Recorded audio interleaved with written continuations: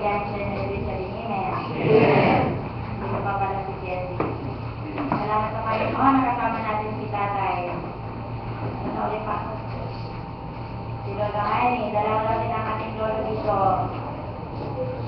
Welcome po ulit kayo dito sa gawain, dito po sa Katarungan. Nandito namin kayo. Salamat sa Panginoon sa unang linggo na ating panambahan dito sa lugar namin, Katarungan. Mula noon hanggang ngayon, sa taong ito, tayo pa rin ay nakatayo sa harapan ng ating Panginoon sa kanyang mahabang ginawa. Salamat sa Panginoon sa mga pamilya na narito, pamilya ni Henry, Brother Henry, pamilya nila Brother Lito, sila Brother Leo na pangalawang taon na kayo dito ngayon si Brother. Second birthday, akala mo kanina tatayo sila para batiin sa birthday, spiritual. Salamat na mayroong pag-iingat ang ating Panginoon. Salamat sa mga nagdadal sa pamilya ng Panginoon na mga pamilya, no one left behind. Tayo pa rin natin nasa convention na to. Itutuloy lang natin yung convention natin. At salamat sa Panginoon. Sabi ko nga, Panginoon, ang araw na ito, alam kong busog na busog pa kayo dahil napakarami tayong kinain doon sa convention. Kaibang inihanda, Bisaya, Luzon, Mindanao, mayroon pang patikim ng galing ibang bansa.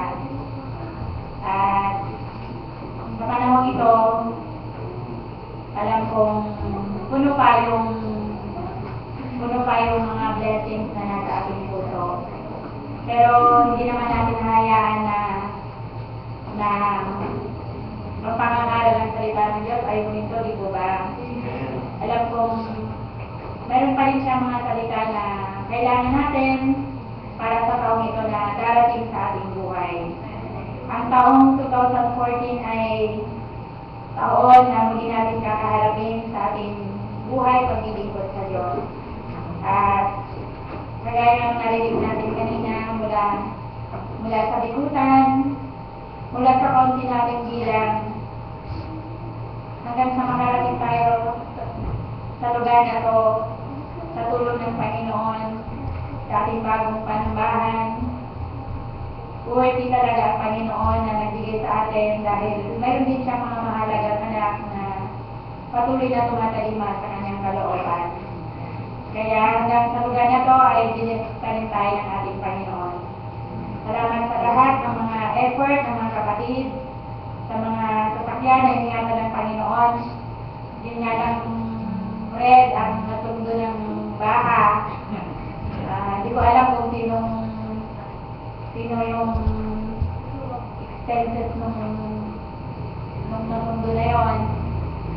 Pero salamat sa ang Panginoon siya yung naging great provider natin. Yung mga iba ay nag-commute papunta at yung iba nag-commute din pa uwi. Yung iba ay naka-aircon, yung iba naman ay air press naman. Banig lang yung kanilang hinigaan, may nakakutsyon. Pero wala akong makita na nagreklamo na kayo, nakakutsyon kayo. Kundi talagang ang mga anak ng Diyos ay galing yung kung ano yung itinatawag ng Diyos sa atin ay na-accept natin at ginagawa ito ng buong puso pagsunod sa kanyang kalooban. Dahil kung kailan mayroong sakripisyo, doon naman natin lalo nadarama yung pag-ibig ng Diyos sa atin. Kaya ako nga na talagang lubos na pinagpala sa convention ngayon, lalo na yung pinakahuling yung morning devotion ng last day natin, morning devotion yung mensahe na para sa iglesia.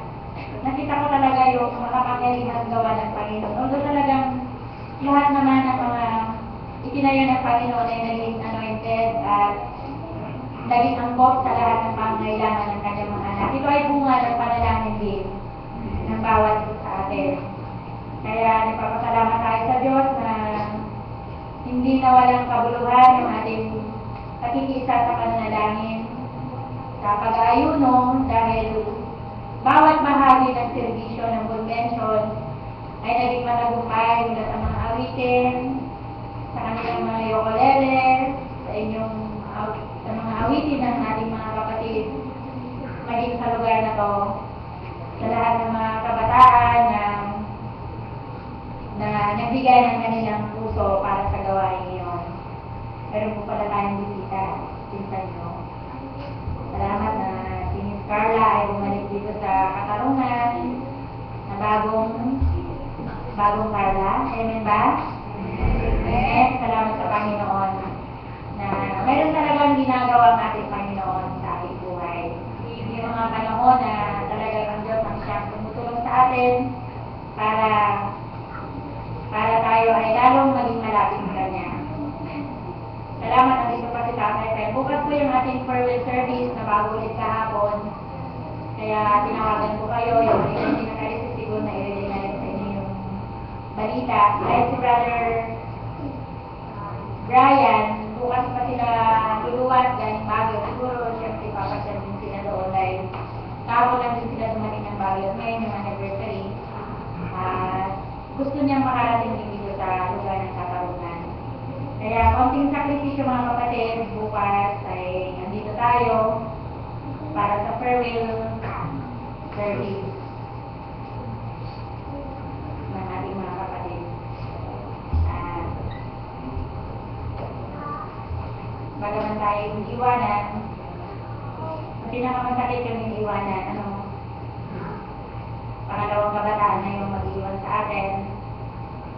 Pero ang ating pinagpapasalamat sa Diyos na sa lugar na kanilang pupuntahan, alam kong gagamitin sila ng Diyos. Ilalangin nyo na kung may maalis sana may dumating din. Yung surprise na lang at hindi na nagpa-promise na darating ng ganitong panahon. Napakahirap kasi naghihintay ka tapos walang dumating.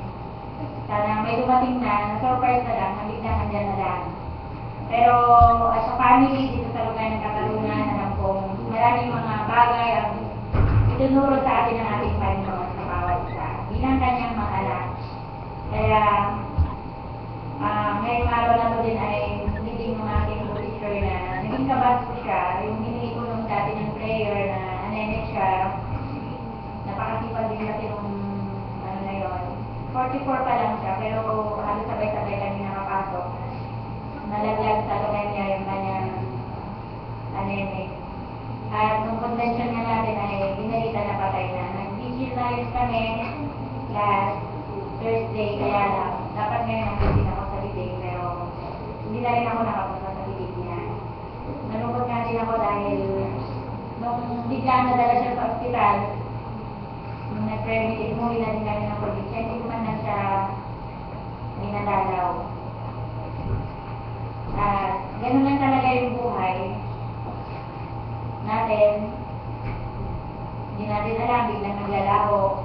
Pero ang mahalaga, sana ay lagi natin naibigay yung ating puso sa ating Panginoon.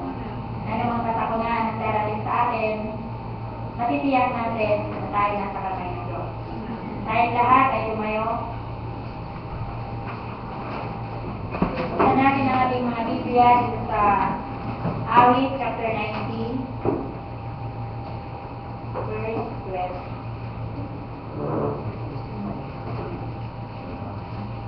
Kaya ituro mo sa amin ang pagbilang ng aming mga kaarawan upang kami ay magtango sa amin ng pusong may karunungan. Tayo po ay dumalangin, hilingin natin kay Sister Rose ang pangunguna.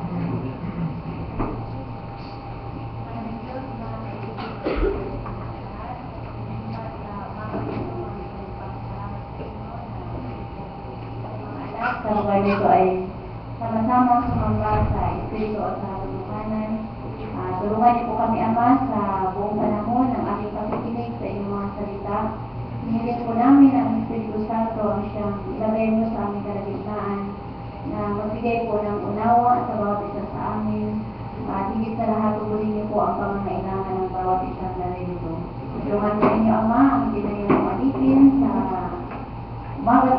gamitin niyo po siya sa malinis na kasangkapan at maging daluyan ng pagpapalang ng mula sa inyo.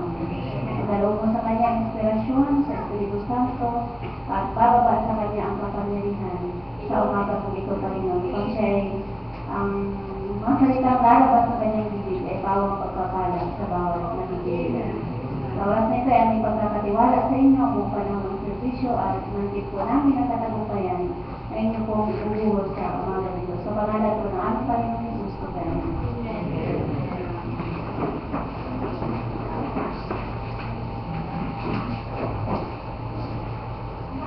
Salamat na nasama pa rin natin yung kapatid ni Mr. Inging, Mr. Amor, asan na si Russo.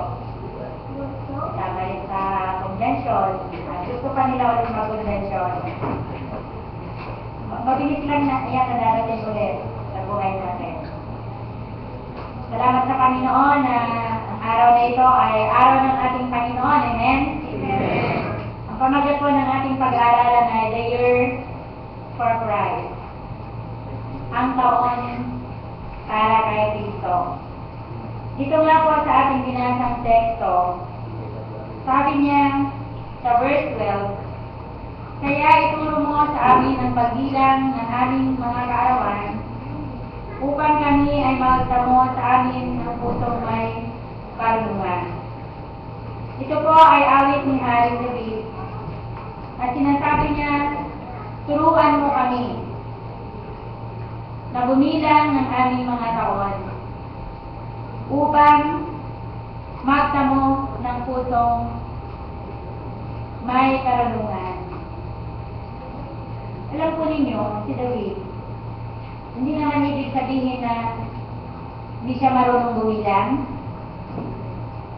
ng 1, 2, 3, 4, 5. Di po ba bilang na bilang natin yung ating mga taon? At kahit yung maliit na bata, alam niya kung ilang taon na siya. Kaya dito ipinapakita lamang ni David sa versikulong ito na bilang kanyang alipin ay makita ng bawat isa kung gaano yung value, yung halaga ng mga araw na lumilipas sa ating mga buhay. By God's grace, dahil sa biyaya ng ating Panginoon, binigyan tayo ng buhay, pinapahiram tayo araw-araw ng buhay, diba? Kahit gaano kapagod, kagaya ng convention, kahit gaano puyat, gigising ng umaga na mayroong kalakasan, ito pa rin ay dahil sa biyaya at tulong ng ating Panginoon na taglayin pa rin natin ang ating lakas dahil ang Diyos ang siyang nagbibigay nito. Mayroon po siyang mabuting layunin kung bakit tayo nilalang ayon sa kanyang wangis. We are like Him in having freedom of choice. Meron tayong sariling pagpili kung paano natin gugugulin ang ating mga taon sa mundong ito. Ito ba ay gugugulin natin sa mabuti o masama? Ang Diyos, inilibig niya sa atin o ipinakita niya, inilantad niya sa atin sa pamamagitan ng banal na kasulatan kung ano yung pinaka-the best, pinakamaganda na dapat gawin ng isang anak ng Diyos sa taong ito.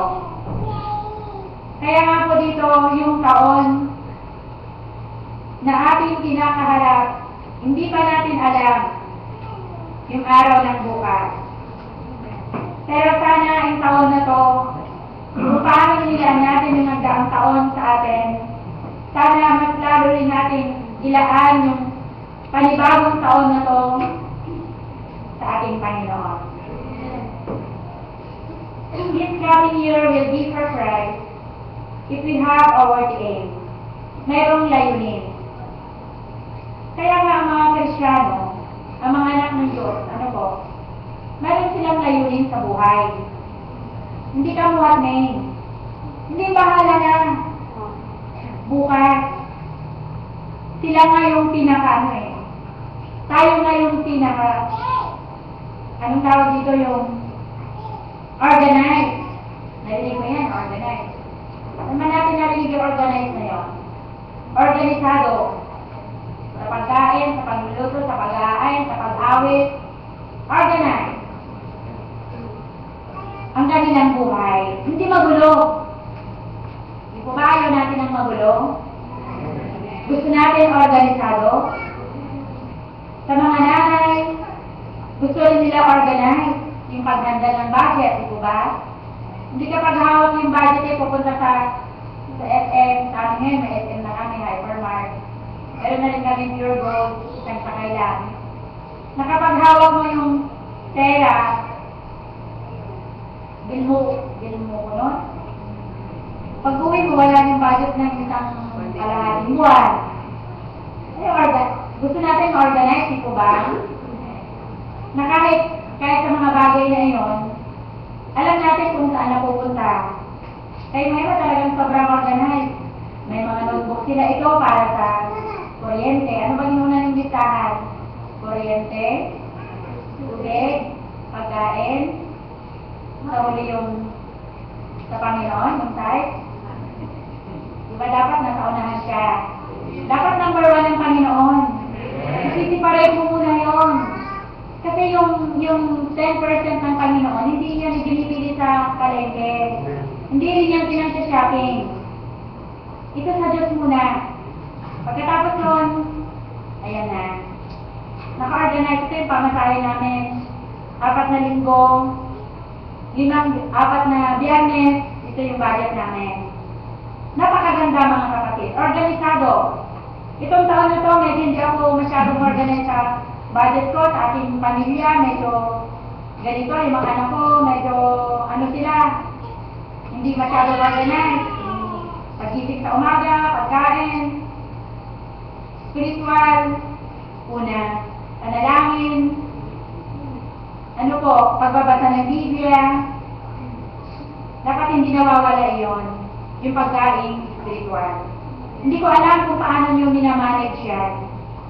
Pero sabi nga dito, sa taong ito napakaganda, kung mayroon tayong mayroon tayong sinutumbok na ibig natin gawin sa taong ito sa ating buhay spiritual. Kaya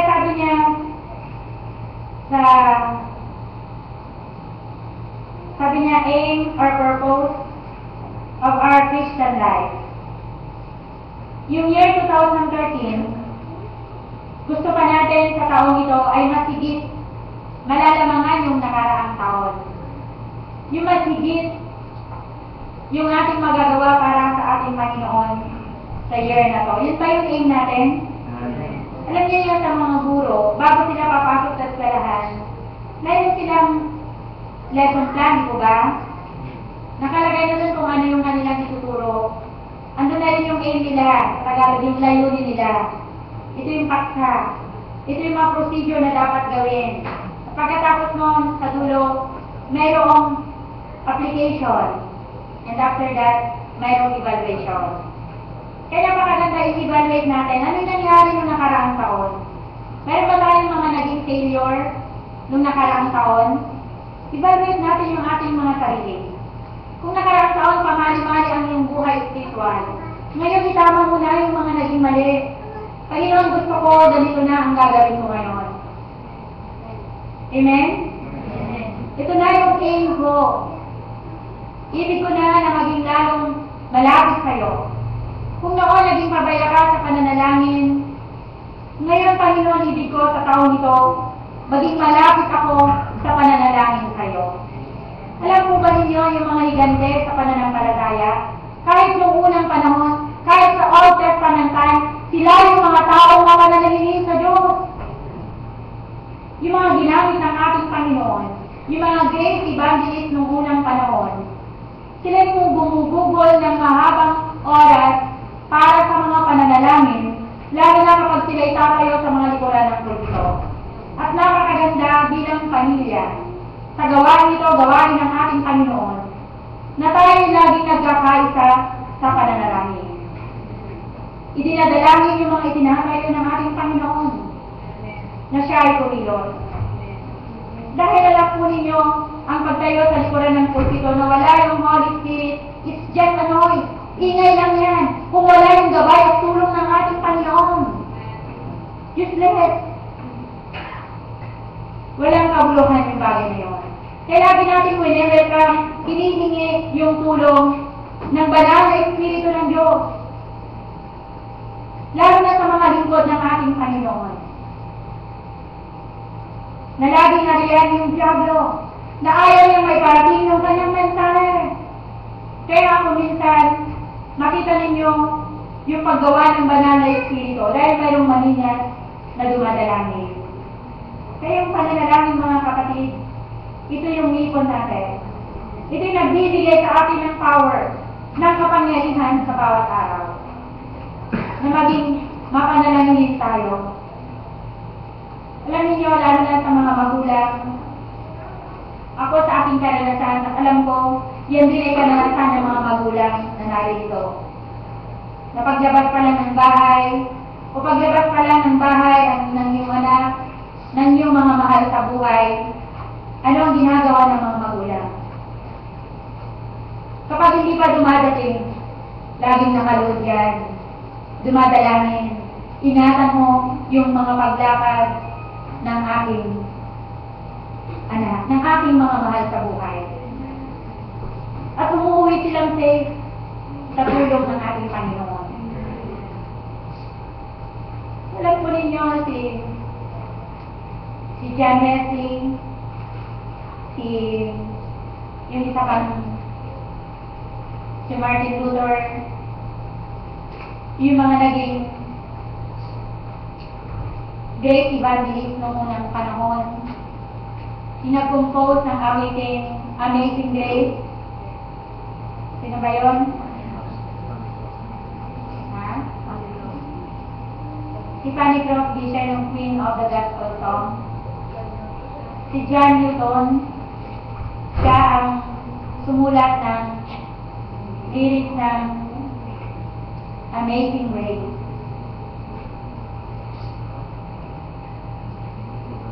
Bakit?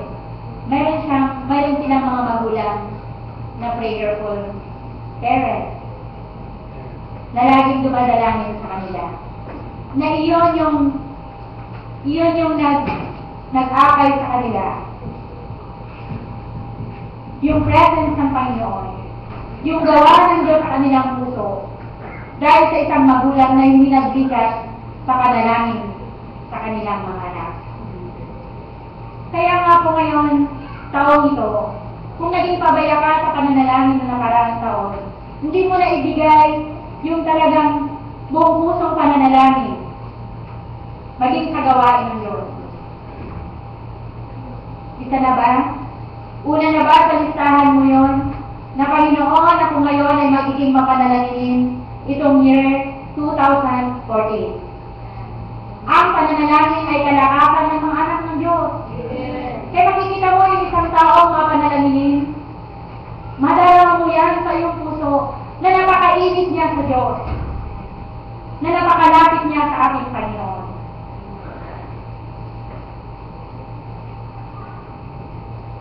Aim to be more like Jesus. Kaya nga po dito, we are saved to serve in God's kingdom. Kaya ito pa rin yung isang layunin ng ating pagkaligtas, mga minamahal, na tayo ay maglingkod sa Diyos. Maglingkod sa Diyos. Ito pa rin yung layunin natin, year 1980s, 1990s, year 2000, at ngayon, nasa last days na tayo para maglingkod. Ito yung nagbibigay ng kagalahan sa mga Kristiyano, mga kapatid. Tayo ay maglilingkod at hindi tayo yung pinaglilingkuran. Mas masaya yung bagay na yun. Mas masaya yung naglilingkod, di po ba? Kasi nakadipatro ka, o sige, salamat sa Panginoon. nakita natin mula sa mga bata, naroon yung pusong handang maglingkod, mag-serve ng araw ng convention. Meron pang wash hand doon, yung hindi man lang nakahawak ng isang plato. Salamat sa Panginoon. Wala ka makikita doon na sinabi ako edukado. Kayo lang, mga nanay ang dyan. Salamat sa Panginoon, kahit malalambot ang daliri. May nalagay mo na please, no? Nakapag magat pa ang kamay na matipag. Pero mayroon din naman malambot ang kamay na matipag, di ba? Beautiful hands ang tawag doon. Yun yung lagi sinasabi ni Pastor sa amin, beautiful ba yung hands mo? Lagi nang pinapagalan yung mga kamay namin noon. Kapag ganyan niya at malambot, matamad ka, sabi niya eh. Tamad ka. Kaya yung aim natin ngayon, tayo naman ngayon ay maglingkod. At mas masaya ang pakiramdam na alam mo, ikaw yung naglilingkod kaysa ikaw yung pinaglilingkuran. At sa iglesia ng ating Panginoon, hindi iyon ang ating layunin. Dito tayo. Bagay na yun. Kung tayo na-enter tayo sa iglesia ng ating Panginoon at in-expect natin na tayo lang yung pinaglilingkuran. Kundi ang aim natin bilang kanyang mga anak ay sama-sama po tayong maglingkod sa ating Diyos na buhay. Mas masaya ang pakiramdam. Mas nagagalak ka na alam mo ikaw yung naglilingkod sa iyong kapatid. Di po ba? Na mayroon kang ginagawa para sa kanila. Na paglilingkod. Maaaring ito yung spiritual o maaaring ito ay material. Kaya tayo, kung andito lang din tayo lahat, minsan, siyempre kagaya ng schedule natin, napakaganda naman din yung nangyari sa atin. Dahil mayroong kanya-kanyang schedule sa pagluluto. Na kapag sila yung schedule, talagang gumigising ng umaga para maghanda. At nakita din naman natin organize, pag-uwi natin. Pagdating natin dito, makita mo na okay na lahat, yung mga upuan, malinis na. Diba napakaganda? Kaya meron nga akong nakashare na isang pastor, naging close friend siya. Nasabi niya, sa kanilang panambangan, nagagawa din kami ng schedule, kaya lang, hindi nangyari kasi si text lang ako. Kapatid, sorry, hindi ako makakarating. Ako na lang mag-ayos muna. Salamat sa Panginoon na sa taong ito, sana kung ano yung ginawa natin, mas lalo pang maging maganda. Diba? Mas magiging mahusay pa yung ating paghahanda para sa araw ng ating Panginoon. Dahil araw ito ng Diyos eh. Araw ito ng ating Panginoon.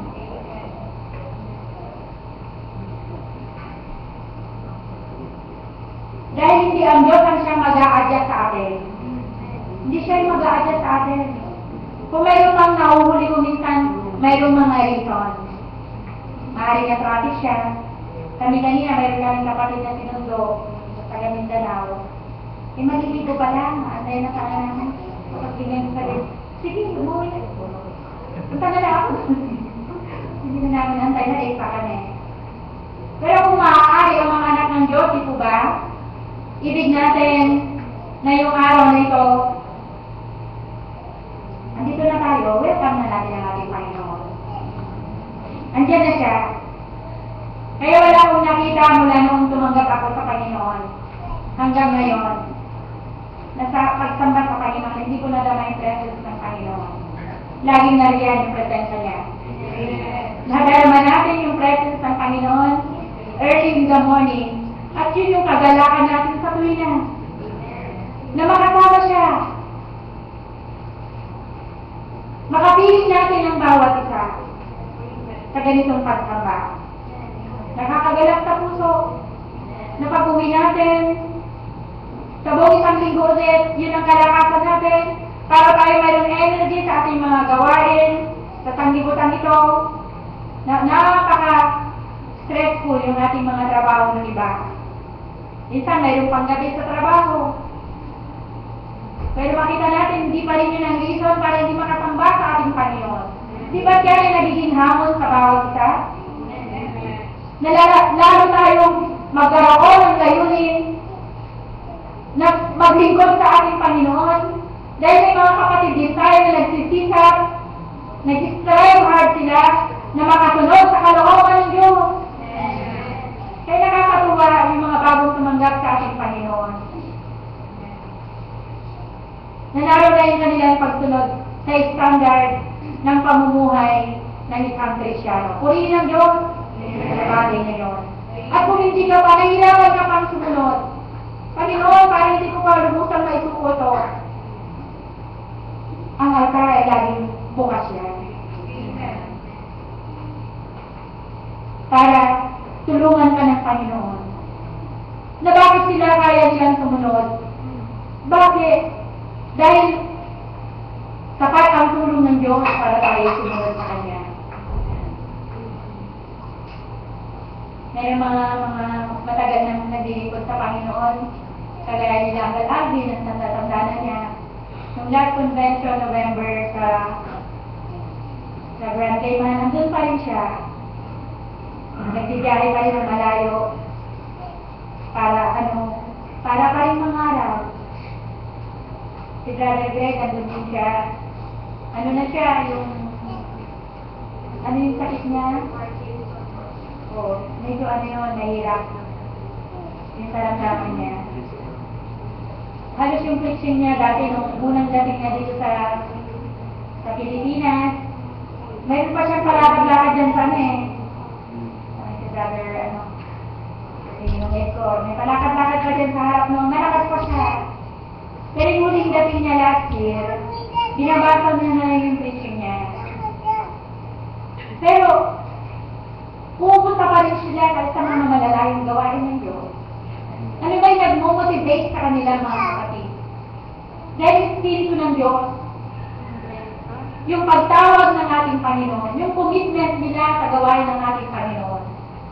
Pero ba silang nakukuha sa atin? Pag upuwi sila, dumadating sila dito, wala dito ba? Ang kagalakan lang nila, pagdating nila, ay yung makita nila na ang gawain ng ating Panginoon dito sa Pilipinas ay mayroong silang nakikita mga matatapat na mga lingkod ng ating Panginoon na nagtatagumpay yung kanyang gawain dito sa Pilipinas. Yun din yung kanilang kagalakan na kaligayahan.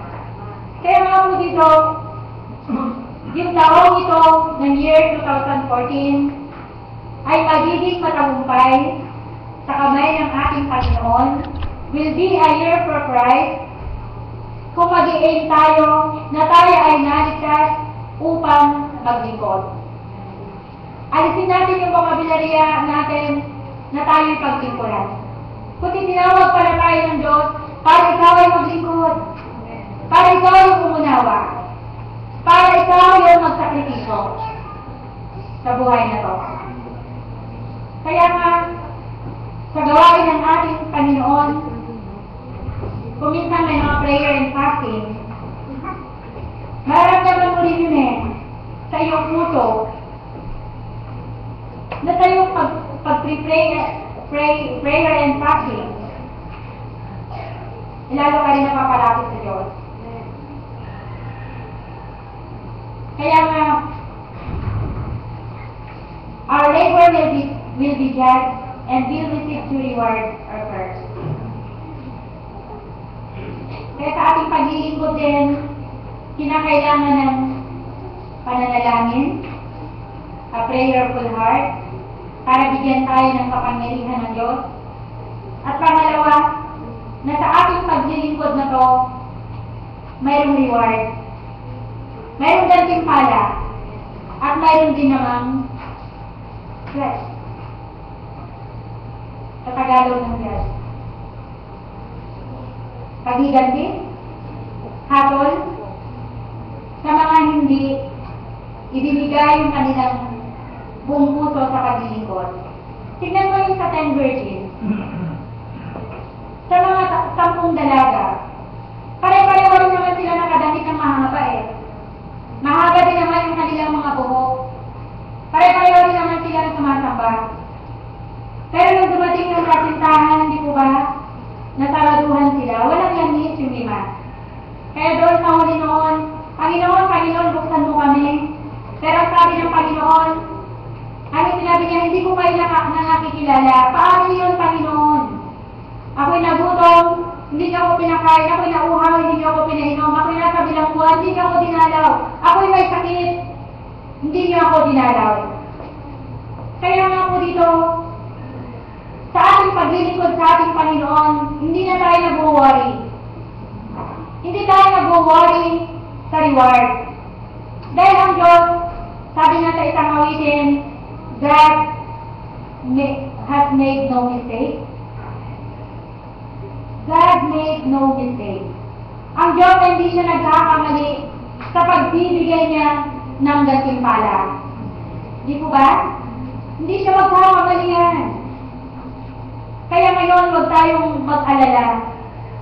Kung minsan sa ating mga paggawa, maaaring unnoticed, hindi napapansin yung mga ginagawa nating paglilingkod. And sometimes it is mostly unappreciated. Pero hindi natin kailangan yung bagay na yun. Bakit mayroong tamang hukom?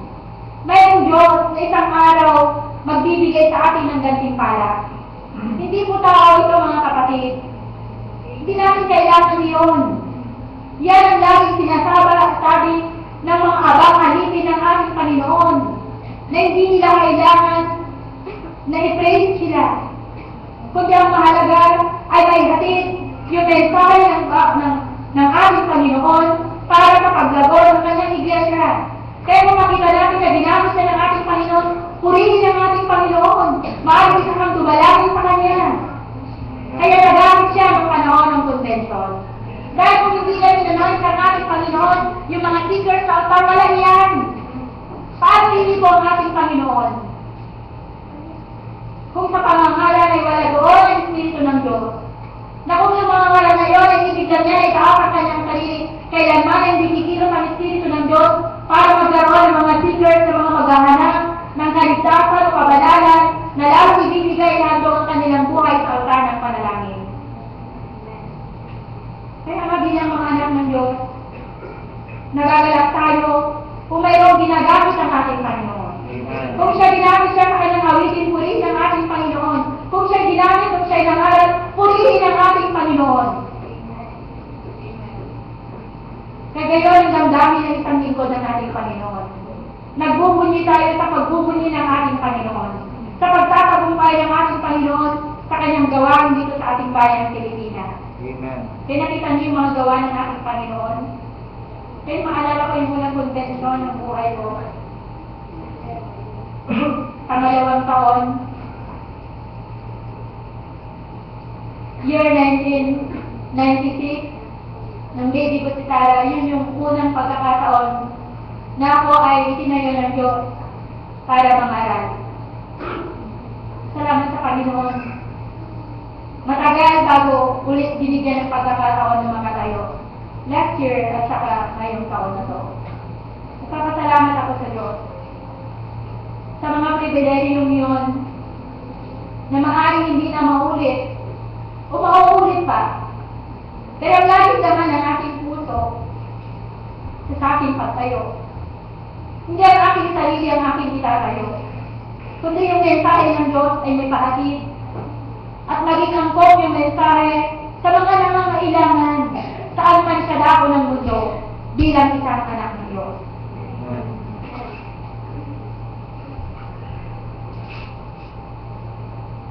Hindi ko maakalain kung loobin ng Diyos. Baka ako'y pumunta ng convention ng Amerika. Kaya yung unang family ko, nung nakalive tayo. Nung unang, first time ako narinig, si Brother Harley, hindi alam na ako yung nangangaral pala. Sabi niya, this is the first time I heard you. Narinig kita. At natuwa siya. Di ba tayo matutuwa tayo pag may ginagamit ng Panginoon? At kung loobin ng Panginoon, hindi ko naman din ito wini-wish, pero binigyan niya ako ng pag-visa na makarating ng convention doon sa USA. Sabi ko na, mayroon pang mas deserve sa akin. Mayroon pang mas higit na deserve sa akin.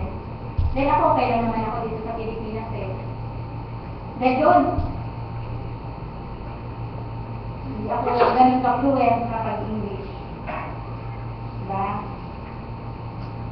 Pero baka mag-speak lang.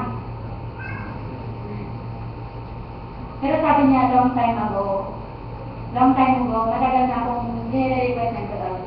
Dalaga pa ako noon. Dalaga pa ako. At ngayon, gusto daw niya i-surprise si Uncle Alvin. Sabi ko, lala kong nandiliit sa sarili ko, sabi ko, Brother Harry, am I a surprise? Paano ko magiging surprise? Pero sabi ko rin naman sa Panginoon, kung kalooban ng Panginoon, di ba? Makarating tayo doon, hindi para mamasyal. Makita yung Leopold, Leopold. Sila ba yun? Hindi yun ang aim na isa namin. Pero kung loobin ng Panginoon, di ba?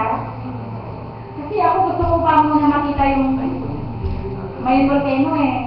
Nakikita. Gusto ko muna dito. Pero kung will ng Panginoon, at kahit magpatotoo lang siguro,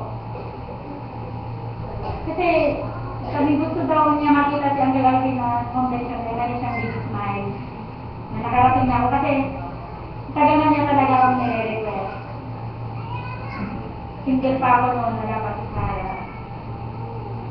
At hindi ko lubos sa kalangin na hanggang ngayon, gusto pa rin nila akong makarating, pero sabi ko na meron bang nasigit na deserve sa akin na makakarating doon. Pero iba yung ano nila eh.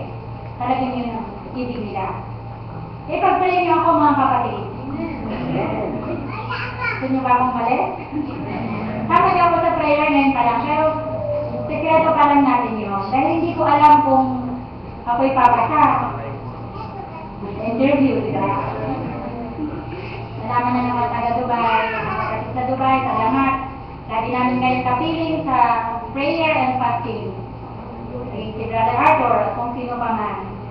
Ibig sabihin, nalibig sa inyo to, ibig sabihin, ipag-pray ninyo ako. Umpisahan ko na rin mag-practice. Mag-practice na magpa-tutor. Kahit man ang introduction, ating patotoo, isusulat ko na rin siguro mahaba. Pagkasahin ko, may feeling na lang ako with the Spirit of God. Hindi natin na lang kung ano yung kalooban ng Panginoon sa akin. Pero alam ko, masaya rin po kayo.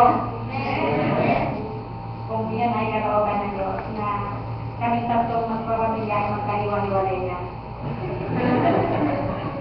Sobra ng lungkot ng buhay namin. Taon-taon lumayo sa kami magkakalay ng tulong kung iyan ay sinulot ng ating Panginoon. Pero hindi ko naman yung pinangarap. Hindi ko rin yung hiniling. Hindi kasi natin alam yung mga darating na araw sa ating buhay. Kung saan tayo dadating ng Diyos. Hindi po ba? Kaya nga dito, tayo ay iniligtas ng Panginoon para maglingkod sa Kanya. Yun lang. Yun lang ang nasa puso ng isang lingkod ng Diyos. Na kahit saan man tayo dalhin ng ating Panginoon, meron pa rin tayong servant heart. Servant heart. Isang alipin ng ating Panginoon. Na kung saan ka man niya tawagin, ganito kita tinatawag, anak, sana wag natin tanggihan yung pagtawag ng ating Diyos. Yan si Brother Henry, si Dean, si Rose, ito yung last Sunday nila dito. Mamaya, sama-sama tayong dumalangin para sa kanila, di po ba? Dahil hindi tayo lumalakad para sa ating sarili lamang.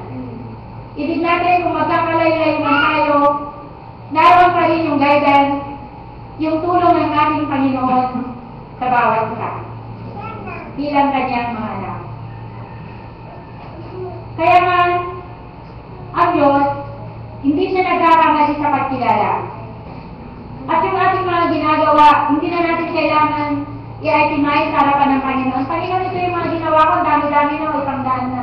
O, punong-puno na yung listahan ko ng mga ginawa ko mula yun, 1960. Ayan na yung mga ginawa ko. Hindi na namin kailangan isa-isahin yun, mga kapatid. Dahil alam na ng Panginoon yan. Bukas ang aklat natin sa harapan ng Diyos. Kaya nga, ang mahalaga lang dito, maging matapat tayo sa Kanya. Mahal ng tao, sabihin niya, hindi ka tapat. Mahal ng tao, ibabag sa Kanya. Pero ang ating Panginoon, ang mahalaga yung sasabi niya sa atin, tapat ka na.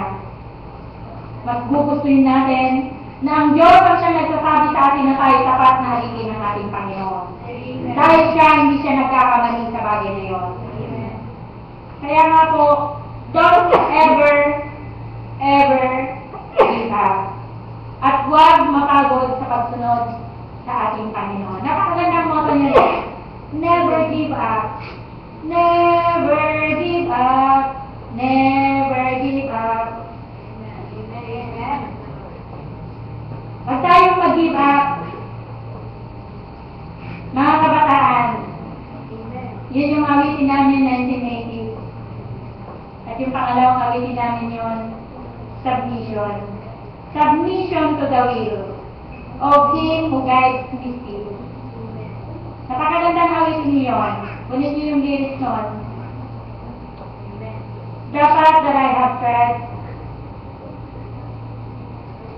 no matter, sabi pa niya doon, the place that I should go, yung lugar na aking pupuntahan. Minsan hindi mo alam yung magiging bukas ko doon sa lugar na iyon. Pero kapag ang Diyos ang nag-lead sa'yo sa lugar na iyon, umasa ka, hindi ka niya pababayaan. Dahil naging karanasan ko rin yung bagay na iyon. Umalis ako sa Tarlac, bigo, pero hindi niya ako iniwang bigo. Dahil binigyan niya ako ng precious family.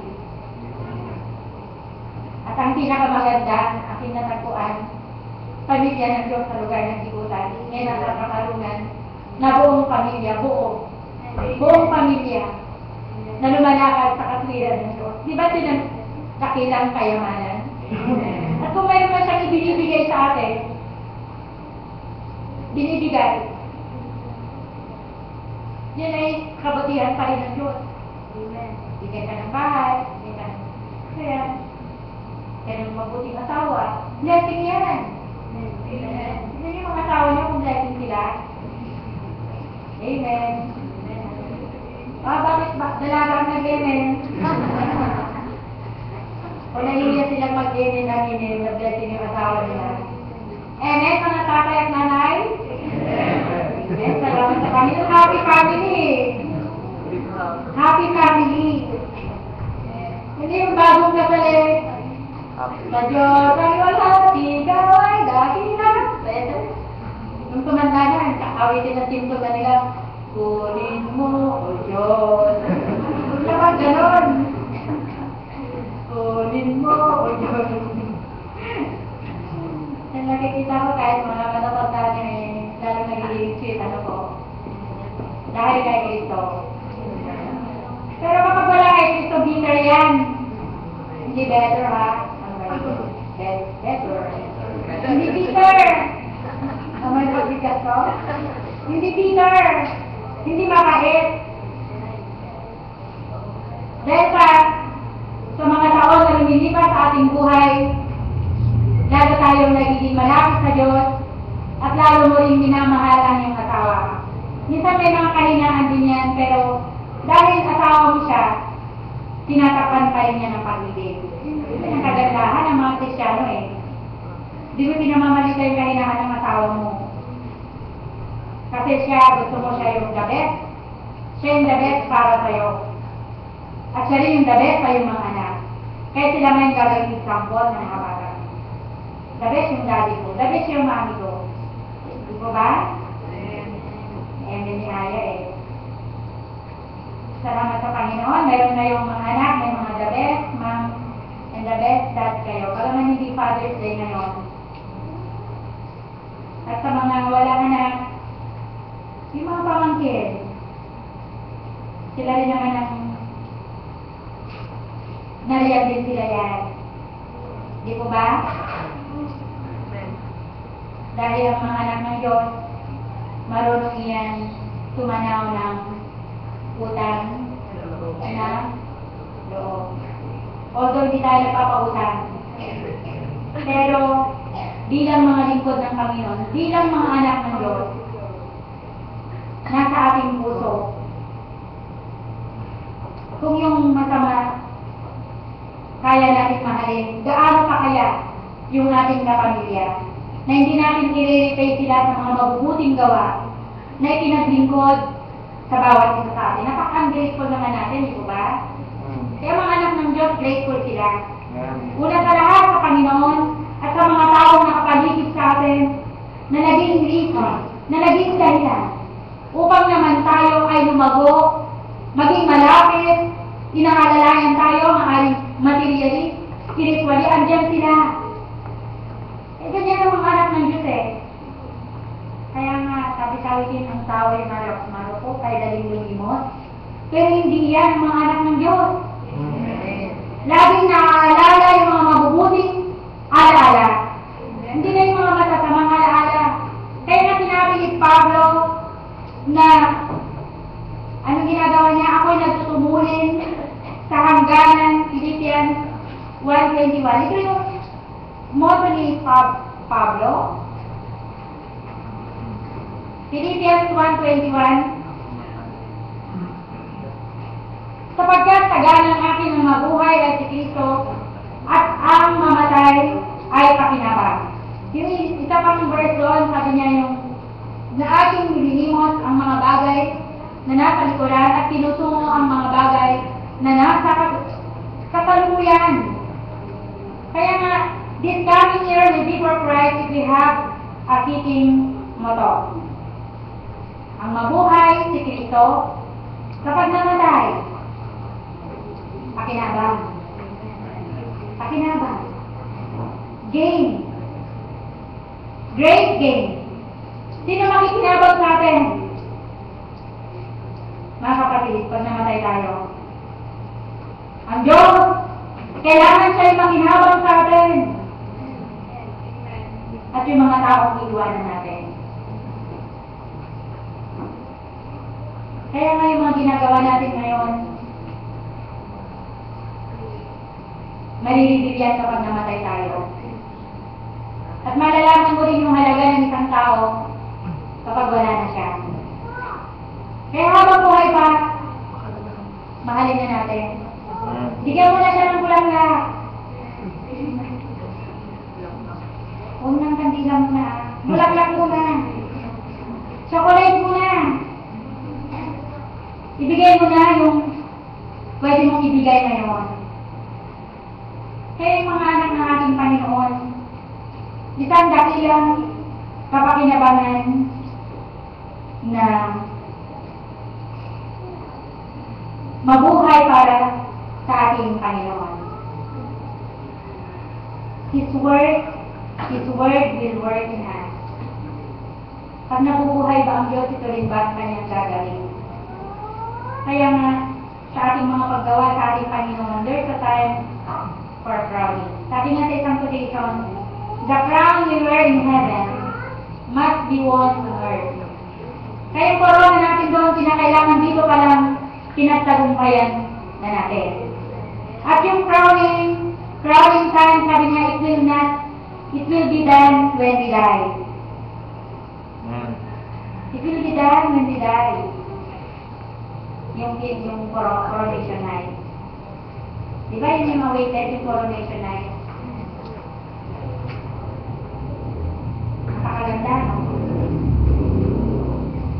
Sa coronation night na yun, hindi mo alam na isa ka pala sa pararangalan ng Diyos. Kahit na ano na lang, nandun ka na lang sa, kahit nandun na lang tayo sa pinakahuli-huli. Siguro, una, si San Pablo, gano'n. St. Peter, si Timothy na dinadatan, ng mantika, yung mga pinalakol. Kaya nandun lang tayo sa huli-hulihan. Basta ang mahalaga, doon tayo. Kasama tayo sa kokoronahan. Amen? Amen. Yun ang pinaka-painful eh. Yun ang pinaka-painful.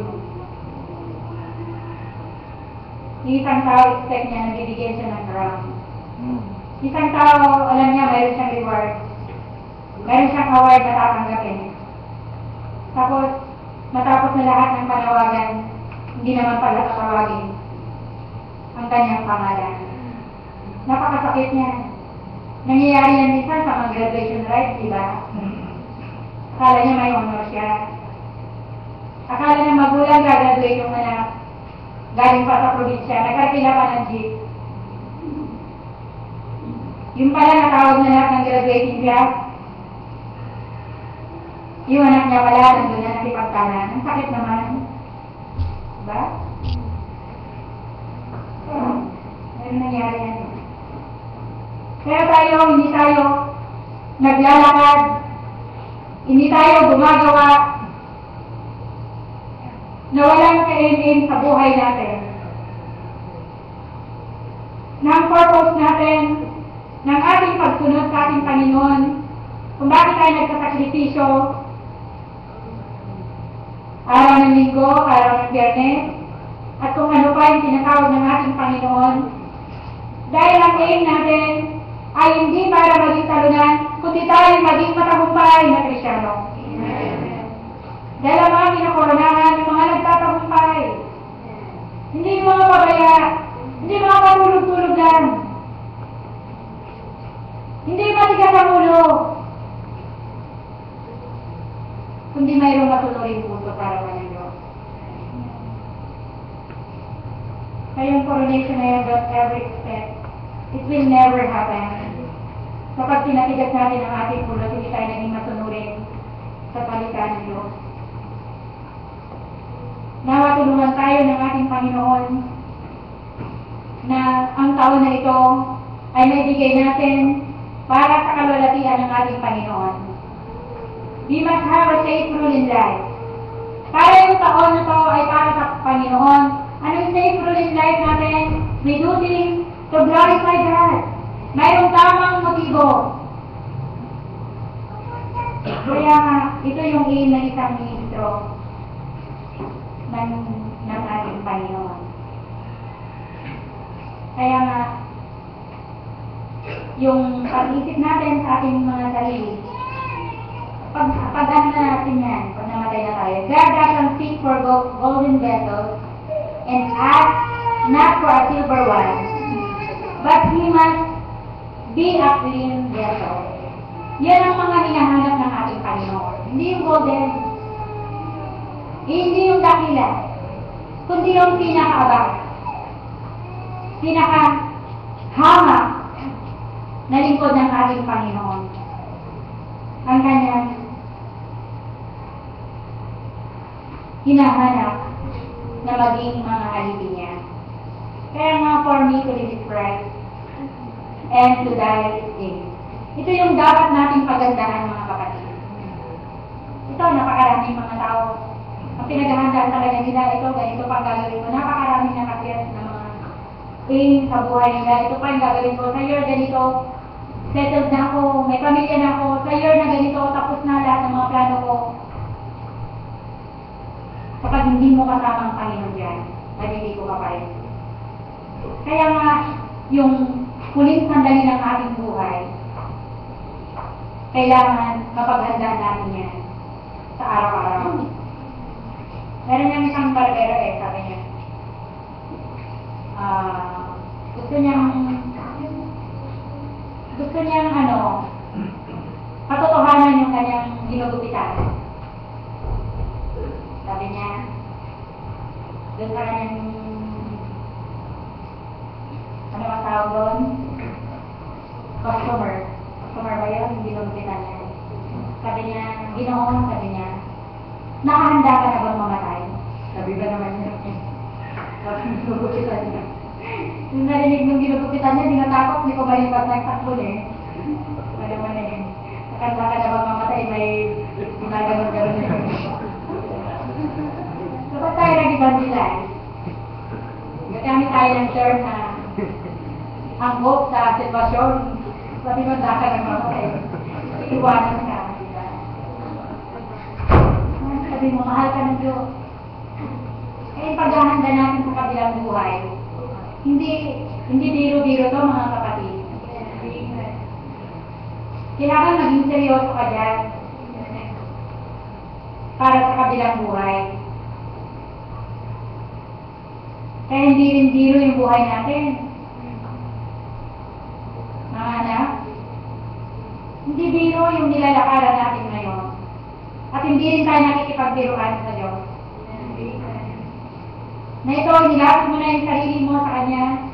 Year 2013, lumapit ka ng convention. Anong dapat mong gawin ngayon? Para yung inilapit mo sa Panginoon at yung taon na ito ay para kay Kristo, kinakailangan mapanatili mo yung karanasang iyan.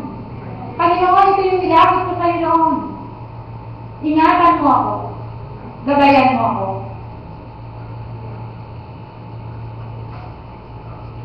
Ibig ko na ako'y magtagumpay sa aking paglilingkod sa'yo. Eh mga minamahal, sabi niya dito sa Philippians 2:13, sapagkat Diyos din ang gumagawa sa inyo, maging ng pagnanasa sa paggawa ayon sa Kanyang mabuting kalooban. Kaya Diyos din ang naglalagay ito sa ating mga puso, ang tumatawag sa atin bilang Kanyang mga halipin. Hindi ang sino mang tao, mga kapatid. Dahil kapag ang tao lang ang tumawag sa atin, si Pastor matagal na siyang patay. Kung siya lang yung naging tinanggap natin, sana wala na rin tayo ngayon, di ba? Pero dahil ang Panginoon, ang Diyos na siyang kumilos sa ating mga puso, kaya kahit na wala rin yung mga taong naglapit sa atin, umari naging example natin, andito pa rin tayo sa harapan ng ating Panginoon. Kaya nga sa paglilingkod natin sa Panginoon, sabi nga niya, hindi lahat glory. Hindi lahat yung masaya ka. Hindi lahat araw ang sumisikat sa'yo. Sometimes, sabi nga sa binasa ko sa Beautiful in Christianity, sometimes you have to drink a cup of sorrow. May mga sorrow, may mga kapighatian kaya. Pero sabi nga niya rito, magkaroon lang tayo ng helpful resolution. Sabi niya rito, mga kapatid, hindi ko inaaring inabot na tapos isang bagay ginagawa ko na nililimot ang mga bagay na nasa likuran at tinutungo ang mga bagay ng kasalukuyan. Kaya nga, forget the yesteryears of sorrow and trials. Kalimutan na daw natin yun. Yung mga trials na yun, nung nakaraan sa buhay natin. But don't forget all the people around you na umalalay sa iyo, nagbigay ng hamon, humawak sa iyong kamay noong panahon ng iyong kapagsubukan. Kaya nga, kinakalimutan natin yung mapalit na karanasan. Pero yung mga tao naging mabuti sa atin. At naging maaaring mga tao naging reason. Maaaring sila rin yung naging reason para din maging malapit sa ating Panginoon. Pasalamatan mo pa rin yan. Gawa ng Diyos yan.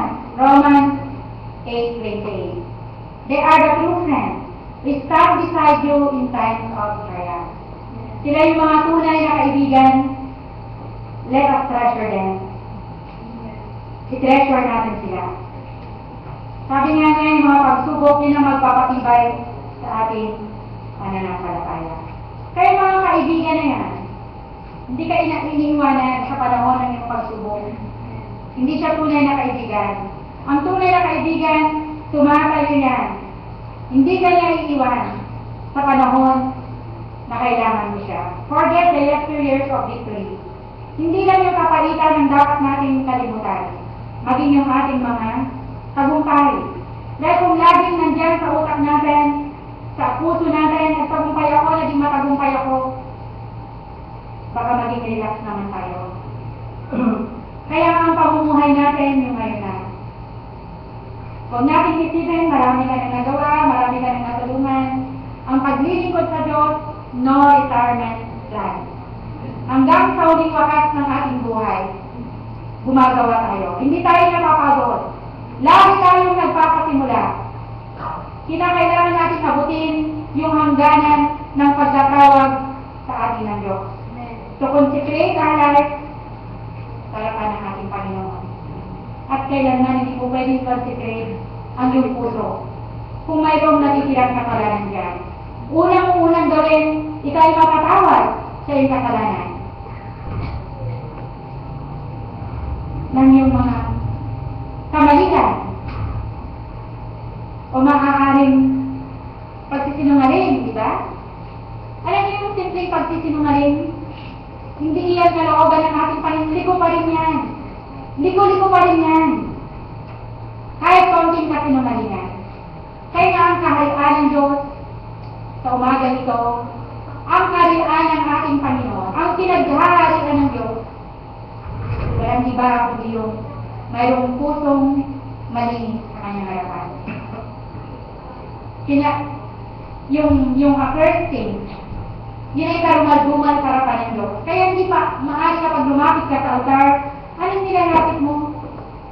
Doon sa convention, di ba, pinapatay, sino yung mga napatawad? Yung mga napatawad sa kasalanan, sila yung naghahandog sa kanilang sarili para sa lubusang kabanalan. Ibig sabihin, wala nang kasalanan dyan. Wala nang konting pagsisinungaling. Sila yung kandidato sa lubusang pagkakakabanan. Sa mga napatawad sa kasalanan.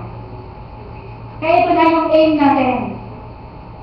Kinakalimutan yung victories natin, yung mga kapaitan natin, yung mga failure na nakaraan, at tumuhin natin ang mga bagay na hinaharap na mayroong pagtatagumpay. Di po ba? Napakaganda? Na ito ngayon panibagong pasimula. Kaya lagi natin sabihin bilang mga lingkod ng Diyos, Panginoon, wala pa akong nagagawa sa iyo. Although maaaring ilalagay ng ano sa'yo, mayroon ka nang nagawa. Isipin daw natin, wala pa. Wala pa, kulang pa. Kinakailangan pa tayong maging malapit sa Panginoon. Kinakailangan pa tayong humingi sa Diyos upang tulungan sa Kanya. Upang gamitin sa Kanya. Upang pagkatiwalaan sa Kanya ng Kanyang mga salita. At iyon ang kailangan ng ating Panginoon. Hindi na kailangan ng mga matataas. Ang kailangan niya, yung laging mayroong mababang kalooban. Upang ikaw ay Kanyang magamit. At i-involve natin ang ating mga sarili sa gawaing paglilingkod ng Diyos. Amen. Dahil yun ang magbibigay sa'yo ng kalakasan. Kapag mayroong umahayo, anong sabihin mo kapatid, may kasama ka ba? Kasamahan kita. Hindi na hayaan lang natin siya mag-isa. Uwi, papunta, pabalik. Mag-isa lang siya. At mayroon din naman tayong magagawa. Maaaring sabihin natin, mag-pray na lang ako. Mag-pray ka na lang. Pwede ka namang pumunta. Diba? Lalo ngayon sa year na to, 2014, yung ating vision, mayroon pang mga kaluluwang idadagdag ang ating Panginoon. Sa Iglesia ng Diyos, dito sa lugar ng katarungan. Hindi naman natin sila aantayin, darating lang sila dito, di ko ba? Mayroong mag-aakay sa kanila. Kagaya na nangyari nung nakarang taon. Tignan nyo kahit pa isa-isa. Yung isa, nanganganak, dahil meron siyang anak, meron siyang kamag-anak na maaaring dadaling dito. Kaya yun lang yung napakalit na aim natin noon, at least one soul. At least one soul. Hindi natin tinitignan yung napakarami. At least, isa lang. Pero tignan nyo yung isa. So, anong ginagawa ng ating Panginoon? Di po ba minumultiply niya? Dahil tayo, katulong tayong lahat, para sila ay mailapit sa ating Diyos. Amen. Hindi individual na gawain ito, mga kapatid. Hindi gawain ito ng isang tao. Lahat tayo involved dito. Mula sa mga bata hanggang sa mga matatanda. Ng ating mga magulang. Hindi natin sinasabi wala silang nagagawa. Bawat nakakabit sa katawang iyan. Mayroon silang bahagi sa ikagaganda, ika-normal, pagiging healthy ng katawan na yan. At walang umahangin niya na isa na dahil sa akin. Kundi lahat, dahil sa Diyos. Amen. Dahil sa Diyos.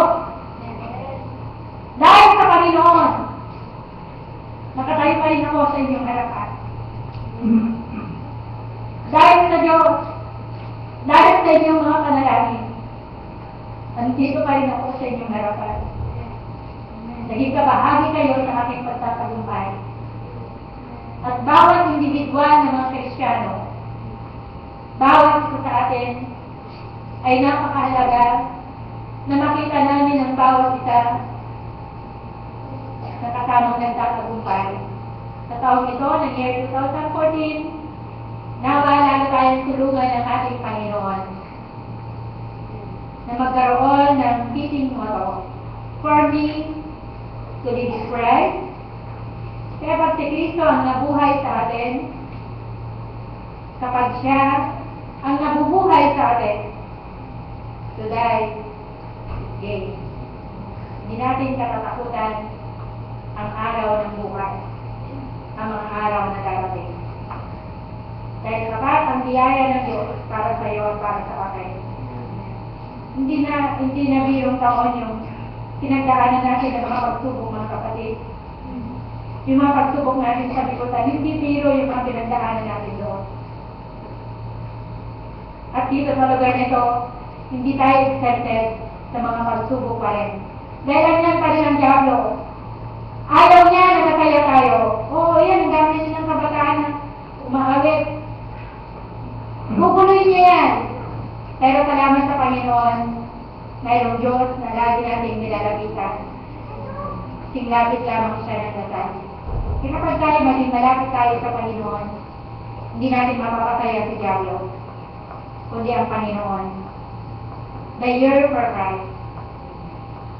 Sana ang taon na to ay maging taon ng ating Panginoon sa buhay mo, sa kanyang kamay. Kahit lahat ay tumayo. Tayo dumalangin, hihingin natin sa pamumuna ni Brother Arthur. Ipagpahirahin po natin ang ating pagkain. After ng pagkain, mayroon po tayong closing meeting ulit. Mga Diyos na magkapangyarihan sa lahat sa mundo, katagumpay ang mundo na nagawain, bagulatan niyo mga sa gusto, at sinatulatin dito sa main service mga Diyos. Salamat sa iyong mga banal na salita na magsalita sa aming mga kaluluwa mga Diyos. Salamat sa mga pagpapalang spiritual na aming babawin sa aming paglakbay sa mundo mga Diyos. Amen. Salamat na binibigyan niyo kami ng kalakasan, magpaglabanan ang daming pagsubok, pagtagumpayan ng mga daming pagsubok sa aming mga pagkakas. Salamat sa mga ginamit ng mga pagkakas sa pagpapahayag ng banal na salita. Amen. Salamat sa patnubay ng banal na Espiritu sa amin. Tulungan niyo kami na mga Diyos na lahat sa lahat ng aming napakinggan. Ito'y aming may pamuhay sa aming buhay spiritual mga Diyos. Nanawa magbigay palagi ng katagumpayan sa amin. Hanggang sa mamayang hapon, kapag papatuloy yung gano'n na gawain, bigyan pa rin kami ng katagumpayan. Amen. Inaasahan namin ang patnubay ng gano'n na Espiritu na kung ano pa man ang inyong i-reveal sa amin, ito yung aming matatanggap. Maging sa pagkain na pagsalusaluhan mga Diyos, hindi po i-bless ito mga Diyos. Nanawa, magbigay kalakad sa aming physical na pangailangan, upang magamit namin ito sa patuloy ng paglilingkod sa inyong nagtulang pangalan. Sa pangalan ng Panginoon Jesus,